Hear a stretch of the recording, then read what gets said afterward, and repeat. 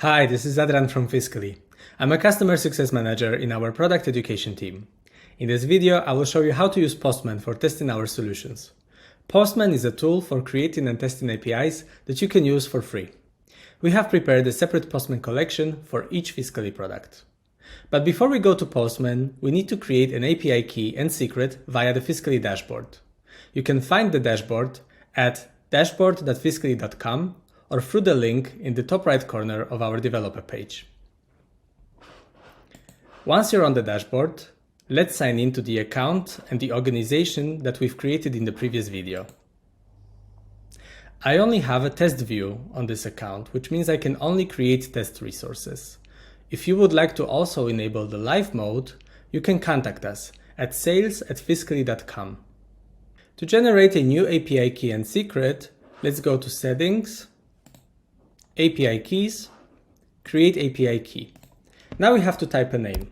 I will name my key Adrian. I click Create, and the new API key with its secret has been created. The secret is visible only once, so I click on it right away, which will automatically copy it to my clipboard. If you forget to save the secret, you can delete the key and create a new one. With the API key and secret, we can continue on our developer page. Once we're on the developer page, at developer.fiskaly.com, let's go to Quick Start and select SignDE. On this page, in the designated box, I paste the API secret. I also copy and paste the API key from dashboard. Now I can download a personalized Postman environment. I will also need a Postman collection, so I download this one as well. With the files, we can continue in Postman. Postman is available both as a web app and as a desktop app. We will use the web browser version in this video. You can find it at postman.com. To use it, you will need to create a free account first. Once you have done that, let's go to Workspaces and My Workspace. On the left side, let's click the Import button. Now we can select the files that we have just downloaded and click Import. The files have been imported. The collection is now visible on the left side.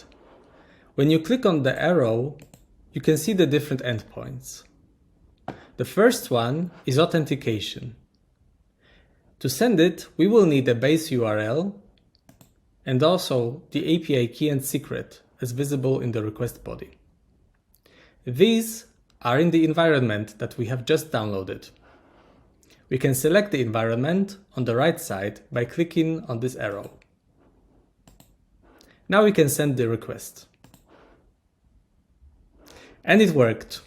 We just authenticated. This is just the first step. You can now continue with the other endpoints. We will have a deeper look at those in the next video. But for now, thanks for watching this one and see you soon.